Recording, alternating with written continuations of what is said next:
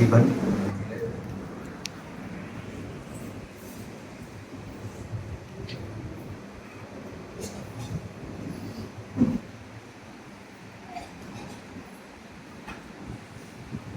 ஜெபம் செய்வோம்.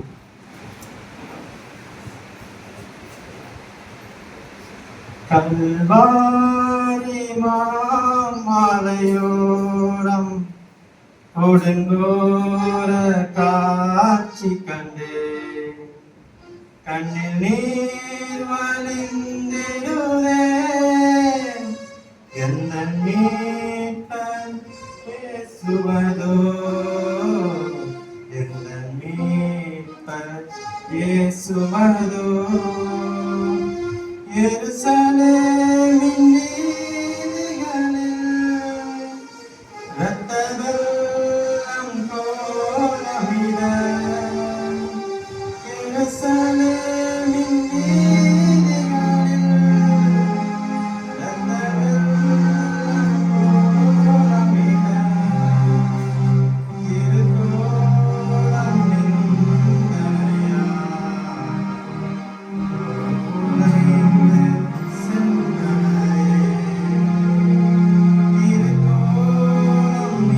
நின்றனையா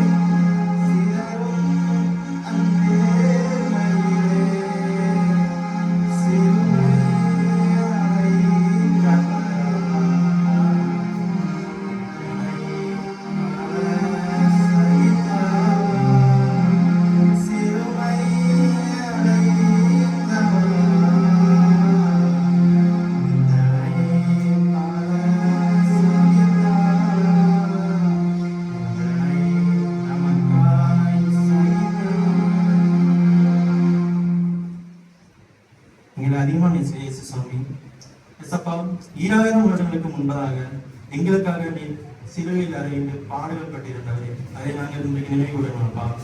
எசப்பா ஸ்தோத்திரம்பா, 5 வார்த்தைகளை நாங்கள் போதித்து வந்தவரே, 6வது வார்த்தையை நாங்கள் போதிக்க வந்திருக்கோம்ப்பா.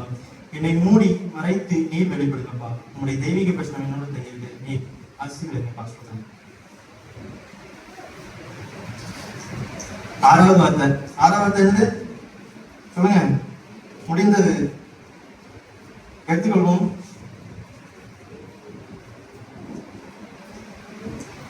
யோவான் 19ஆம் அதிகாரம் 30ஆம் வசனம்.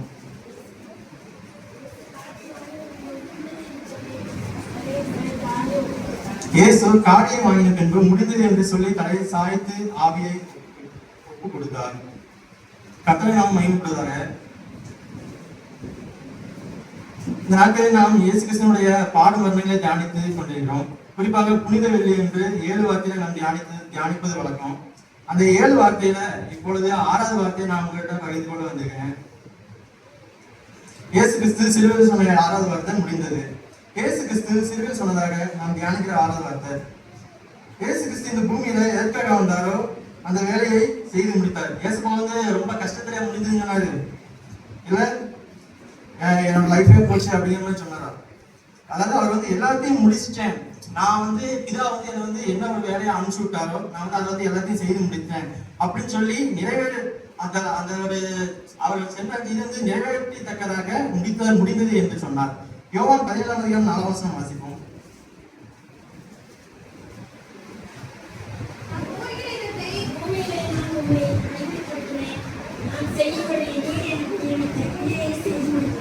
பூமியிலே நான் மகிமைப்படுத்தினேன். நான் செய்யும்படி நீர் எனக்கு நியமித்த கிரியைகளை செய்து முடித்தேன். அல்லேலூயா. இயேசு எவ்வளவு தைரியமா எவ்வளவு அழகா சொல்றாரு பாருங்க. இந்த பூமியில ஆண்டவர் நம்ம எந்த நோக்கத்திற்கு தெரிந்தெடுத்தாரோ அதை நம்ம என்னைக்காவது செஞ்சு முடிக்கிறோமா, இல்ல செய்ய நினைச்சிருக்கோமா? இயேசு ரொம்ப அழகா சொல்றாரு, நீர் எனக்கு தந்த அந்த நியாயப்பிரமாணத்தை நான் வந்து செய்து முடித்துட்டேன். பொதுவா பாருங்க, ஒரு கம்பெனில ஒரு டார்கெட் கொடுப்பாங்க. அதாவது நீ வந்து இந்த மாசத்துக்குள்ள இத்தனை டார்கெட்டை இத்தனை அச்சீவ் பண்ணிருக்கணும், இவ்வளவு இதை நீ வந்து அச்சீவ் பண்ணிருக்கணும் அப்படின்னு சொல்லி டார்கெட் கொடுப்பாங்க. அது நம்ம அதே போல இந்த ஒவ்வொரு சபைகள்லயும் கொடுப்பாங்க. அந்த ஒவ்வொருத்தரோட ஒவ்வொரு சபைகள் எல்லாம் நீ வந்து ஒரு மாசத்துக்கு வந்து இத்தனை ஆட்களை கூட்டிட்டு வரணும். இந்த சென்னையிலாம் உண்டு. சென்னையில நான் வேலை பார்க்கும்போது ஒரு சபைக்கு போயிருந்தேன். அப்போ வந்து சொல்லுவாங்க, உங்க கம்பெனியில் உள்ள ஆட்கள் ஒரு மாசத்துக்கு 6 ஆட்கள் கூட்டு வரணும் அப்படின்னு சொல்லி சொல்லுவாங்க. ஆனா அதை நம்ம வந்து செஞ்சு முடிக்கிறோமா? எப்படியா செஞ்சு முடிச்சோம் அப்படிதானே? அது கம்பெனி செஞ்சு முடிச்சா அது என்ன கிடைக்கும்? நமக்கு ப்ரொமோஷன், ஒரு இன்கிரிமெண்ட் கிடைக்கும் அப்படிதானே? இப்ப இயேசு கிறிஸ்து செய்து முடித்தாரு. அதுக்கு என்ன கிடைக்குன்னு பார்ப்போமா? எபிரேயர் 7ஆம் அதிகாரம் 24ஆம் வசனம் வாசிப்போம்.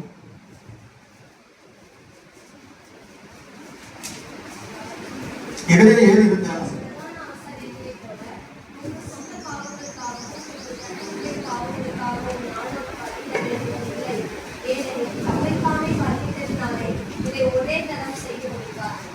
பாருங்க, இயேசு தன்னை பலியாக கொடுத்து இனி இந்த பலிகள் பாவத்திற்காக செலுத்தப்படுகிற வேலையை இனி வேண்டாம். அதாவது அந்த ஃபர்ஸ்ட் எப்படின்னா, அதாவது சின்ன பாவம் செஞ்சுட்டா ஒரு கோழி குஞ்சு, பெரிய பாவம் செஞ்சுட்டா ஒரு ஆட்டுக்குட்டி, அந்த மாதிரி பலியிட்டு வந்தாங்க. அப்போ கடவுள் வந்து, அதாவது நானே உங்களுக்காக பலியாயிட்டேன், இனிமேல் வந்து அந்த மாதிரி பண்றது நீங்க வேண்டாம் அப்படின்னு சொல்லிட்டு தன்னை தானே ஒப்பு கொடுத்தார். நியாயப்பிரமாணத்தை நிறைவேற்றி முடித்தார் என்று சொல்லப்பட்டிருக்கிறது. அந்த முடித்தார்னு சொல்லும் போதே பெரிய ஒரு சாட்டிஸ்பேக்ஷனோட தான் ஆண்டவர் தான் சொல்றாரு. எனக்கு இந்த ஒரு மெசேஜ் முடிச்சுட்டு போயிட்டேன்னா எனக்கு ஒரு பெரிய ஒரு நிம்மதி வரும், இல்ல எனக்கு ஒரு இதுக்கப்புறம் ஒரு இளைப்பாறுதல் கிடைக்கும். இயேசு அப்படித்தான் முடித்தார். பிதாவாகிய தேவன் 6 நாட்கள் கிரியைகளை செய்து முடித்தார். 7ஆவது நாள் ஓய்ந்திருந்தார். ஒரு காரியத்தை முடிக்கணும்னா சிலருக்கு வந்து இளைப்பாறுதலே வராது. நம்ம எப்படியாவது அந்த வந்து செஞ்சாகணுமே சொல்லிட்டு மைண்ட்ல ஓடிட்டே இருக்கும், தூக்கமே வராது. சிலருக்கு வந்து முடித்தாலும் முடிக்கணும் அதை பற்றி அக்கறையே இருக்காது. இயேசு பிதா தனக்கு சொன்னதை நியமித்ததை அழகா செய்து முடிக்கிறாரு. நீங்களும் நானும் இந்த பூமியில செய்து முடிக்க வேண்டிய ஒரு சில காரியங்கள் உண்டு. அதை என்னன்னு பார்ப்போமா? எபேசியர் 6ஆம் அதிகாரம் 13ஆம் வசனம். எபேசியர் 6ஆம் அதிகாரம் 13ஆம் வசனம்.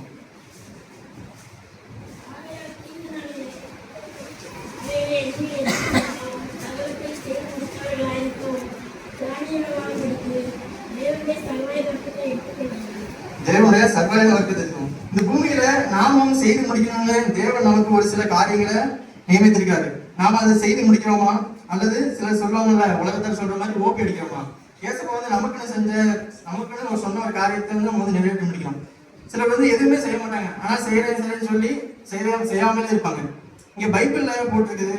இந்த காரியத்தை மீண்டும் நான் உங்களுக்கு நினைவுபடுத்துறேன். எபேசியர் 6ஆம் அதிகாரம் 12ஆம் வசனம் வாசிப்போம்.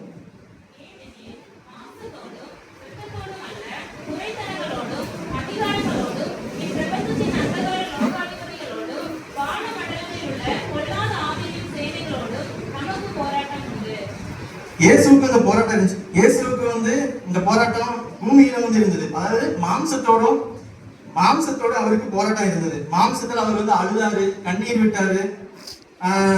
எல்லாரும் பிரிஞ்சு போயிட்டாங்க. பிரிஞ்சு போனா அவர் வந்து திகித்து நிற்கிறாரு.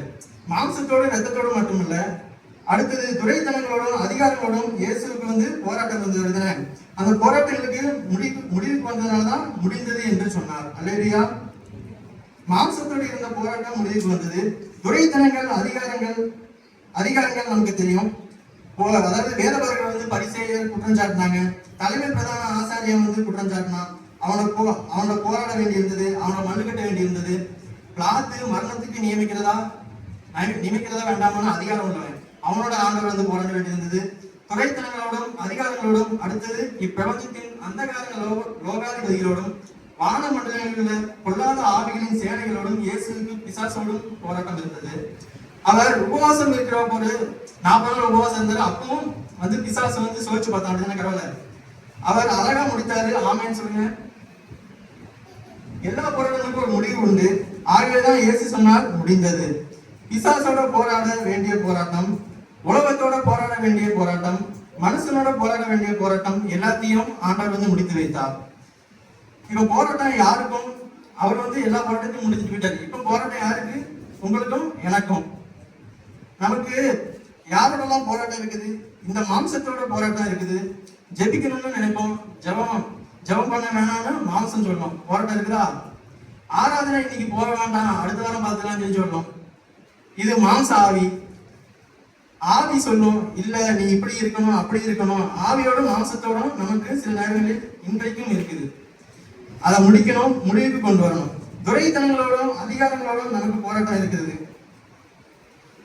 இந்த போராட்டத்துல நாம வந்து வெற்றி பெற்று இயேசுவை போல முடிந்தது சொல்லணும். பிசாசோட போராட்டம் இருக்குதா? இருக்குது. அந்த போராட்டத்துல ஜெயிச்சு முடிந்ததுன்னு சொல்லி வெற்றியா சொல்லணும். என் போராட்டத்தை வெற்றியா முடிச்சுன்னு சொல்லணும். அதுக்கு என்ன செய்யணும்? இந்த போராட்டத்துல நம்ம ஜெயிக்கிறது என்ன செய்யணும் அப்படின்னு பார்த்தா இங்க வாசிக்கிறோம். எபேசியர் 6:13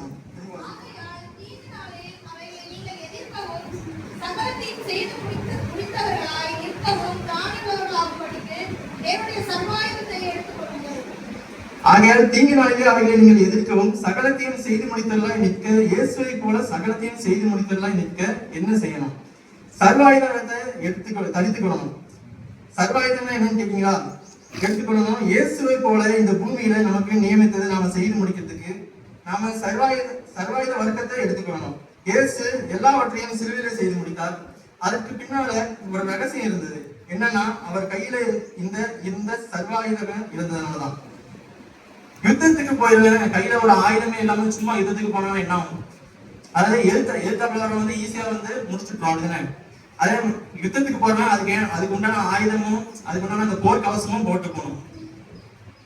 இன்றைக்கு நீங்களும் நானும் பிசாசின் கிரியைகளை அழிக்க முடியாதவர்களாய் நிற்க, தேவன் நமக்கு நியமித்ததை செய்து முடித்தவர்களாய் நிற்க, இயேசுவை போல சர்வாயுத வர்க்கத்தை நாமும் தரித்துக் கொள்ளணும்.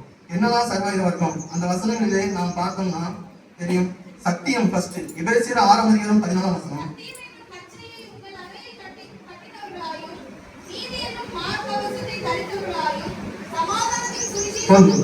சத்தியம் என்னும் கட்சியை உங்கள் அறையில் கட்டுங்க.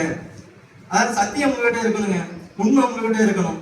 இயேசு கிட்ட உண்மை இருந்தது. இயேசு சொன்னார், என்கிட்ட பாவம் உண்டு என்று உங்கள் யாரேனும் என்னை குறைபட முடியுமா என்று கேட்டார். குற்றச்சாட்டு நீங்க யாரா இருக்கீங்கன்னு சொல்லி இயேசு கேட்டார்.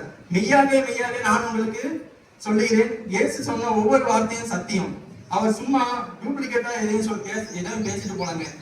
அவர் பேசின ஒவ்வொரு வார்த்தையும் நெசம். வாழ்க்கையில சத்தியம் இருக்குமானால், உண்மை இருக்குமானால், நம் தேவன் நமக்கு குறித்திருக்கிறதை அழகா செய்து நிறைவேற்றி முடிப்போம். பிசாசின் கிரைகளை அழைத்து ஜெயமெடுக்க நம்மளால முடிந்தது என்று சொல்லி நாமும் தைரியமா சொல்ல முடியும். அடுத்து பாருங்க, அதுல சொல்லப்பட்டிருக்கிறது இன்னொரு காரியம், விசுவாசம். எபேசியர் 6:16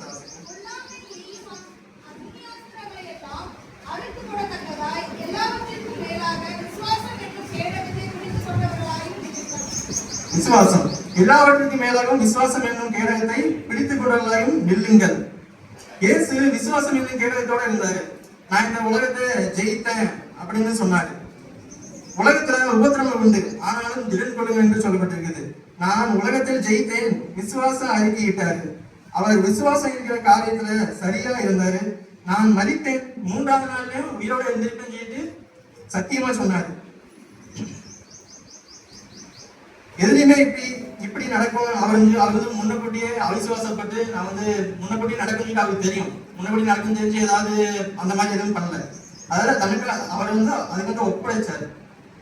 இன்றைக்கு இந்த பூமியில நாம தேவன் நியமித்ததெல்லாம் செய்து முடிக்கணும்னா நாம் தரித்துக் கொள்ள வேண்டிய இன்னொரு ஆயுதம் விசுவாசம். அது மாத்திரமல்ல, நம்ம பார்க்கிறோம் எபேசியர் 6:18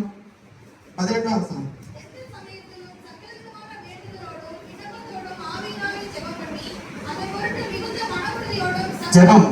இயேசு பாருங்க, கெத்செமனேல ராம் பகலா விழித்து கொண்டு ஜெபிச்சுட்டு இருந்தாரு. மற்றவங்களாம் தூங்கிட்டு இருந்தாங்க.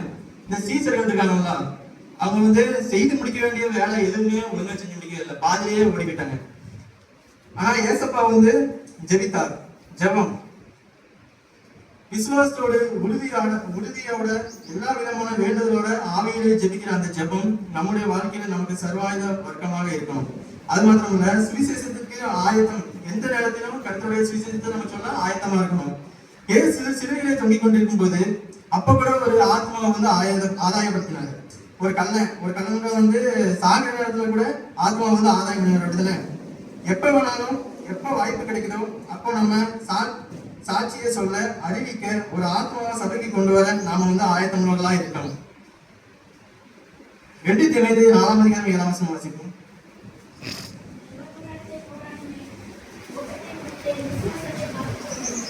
அப்போஸ்தலனாகிய பவுல் சொல்றாரு, நல்ல போராட்டத்தை போராடினேன், ஓட்டத்தை முடித்தேன், விசுவாசத்தை காத்து கொண்டேன் அப்படின்னு சொல்றாரு.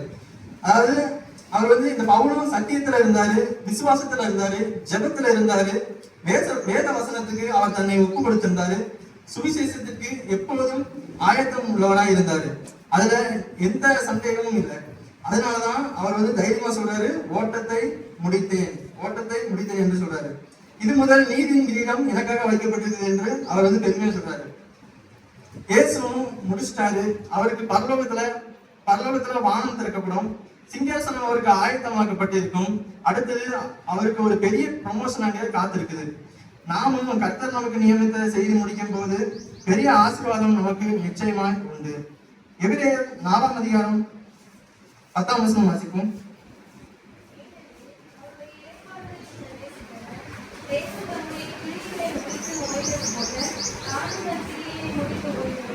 ஏனெனில் அவருடைய இளைப்பாறுதலில் பிரவேசித்தவன் தேவன் தம்முடைய கிரியைகளை முடித்து ஓய்ந்தது போல தானும் தன் கிரியைகளை முடித்து ஓய்ந்திருப்பான். இந்த பூமியில நாம கர்த்தர் நமக்கு நியமித்த செய்து முடிக்க, அதாவது இந்த 4 இதையும் வந்து செஞ்சு முடிச்சோம்னா நமக்கு ஒரு இது வந்து ஆயத்தப்படுத்தப்பட்டிருக்கும். அதை நம்ம கண்டிப்பா செய்து முடிக்கும் போது இயேசுவுக்கு எப்படி அதுக்கப்புறம் ஒரு இளைப்பாறுதல், அதுக்கப்புறம் ஒரு மேன்மை, ஒரு மகிமை கிடைச்சதோ அதே போல நமக்கு நியமிக்கப்பட்டதை நாம இந்த சர்வாயுத வர்க்கங்களின் துணையை கொண்டு செய்து முடிக்கும் போது நமக்கு ஒரு மேன்மை, ஒரு இளைப்பாறுதல், ஒரு ஆசீர்வாதம் நமக்கு காத்திருக்கிறது. கர்த்தர் அந்த பாக்கியத்தை நமக்கு தந்து நம்மை ஆசீர்வதிக்கட்டும். நான் இத்துடன் இந்த பிரசங்கத்தை முடித்து கொள்கிறேன். முடிந்தது.